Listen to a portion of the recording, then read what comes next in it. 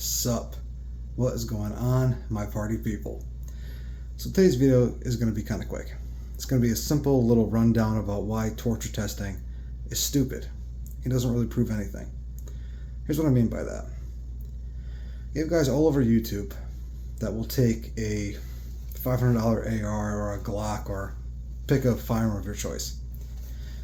They will put thousands of rounds through it in one setting, one day, one range session, and they'll take it back to their, assuming they even make it that far, they'll take it back to their little studio or their little range or whatever and do a little spiel about how, this weapon meets and exceeds all the standards, or this weapon failed, whatever. Check this out. 9 times out of 10, that is a sample size of 1. And it ignores the fact that these firearms, like all machines, have a maintenance and duty cycle. Taking for example, a Glock, getting it, I forget the form for it, but doing a post-dealer sample on a Glock, putting a full auto selector on it, and mag dumping it until the parts melt, doesn't prove anything. Under no condition is that going to happen. It is a totally unrealistic test. Same thing with those cheap ARs and those cheap AKs and anything really. These things don't happen in the real world. Is it cool to see some dude waste, thousands of rounds of ammo and thousands of dollars worth of ammo? Yeah, it's cool. But it shows nothing.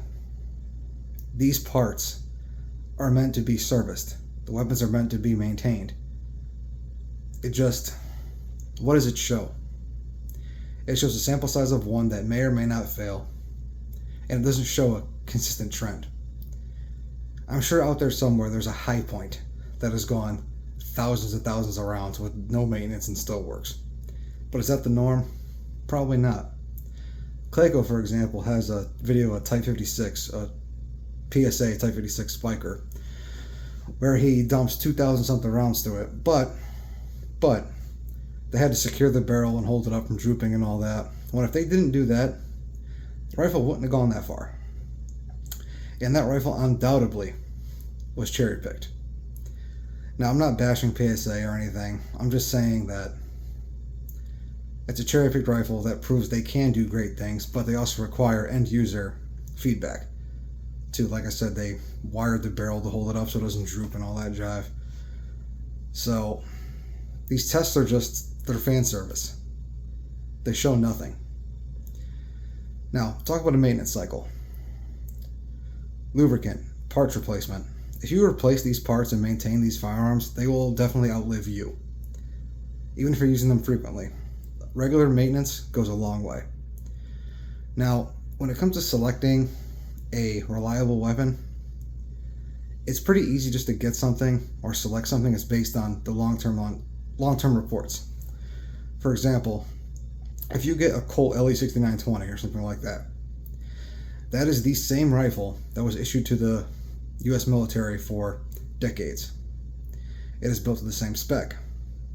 It's the same AR-15 or M4 variant that the police have been using for decades in a lot of localities. The track record has been proven to be there, and these military spec rifles have to meet certain standards and parameters. The long-term testing has already been done.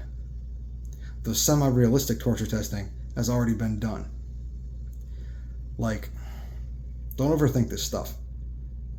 Don't base your purchasing off one video one guy made on YouTube with a cherry-picked rifle or a generic rifle they hit with a sledgehammer to prove that, oh look, it can't do it. Excuse me. It doesn't make sense.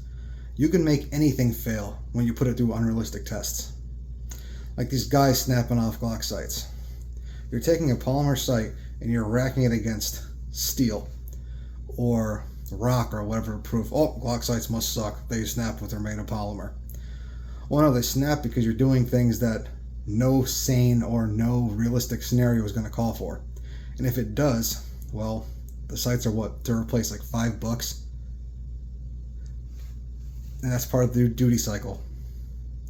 You would have things like that on hand to replace when they do break and wear out, those little tiny replaceable parts, recoil springs, things like that. So it doesn't prove anything, guys. It shows nothing, it proves nothing. Just get something that already has a proven track record. Now, how do you get a proven track record? Time. Only time tells these things. Sitting there and mag dumping until the gun falls apart doesn't prove anything. It just proves you hit a duty cycle and you didn't replace and maintain the proper parts. So that's my spiel. Quick little speech, and I'll let you go. Go forth, do great things, stay out of trouble. Deuces.